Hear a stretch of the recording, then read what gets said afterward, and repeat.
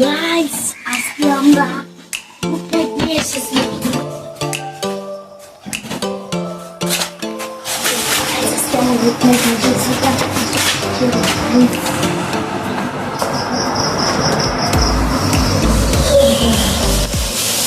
Guys আজকে আমরা নিয়ে আসলাম অনেক কম দামে গুড নাইট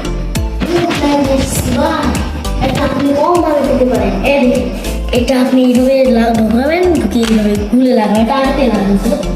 গাইস এই দেখেন, এটার দাম দেখেন গাইস, এটা হলো গুড নাইট লিকুইড মেশিন।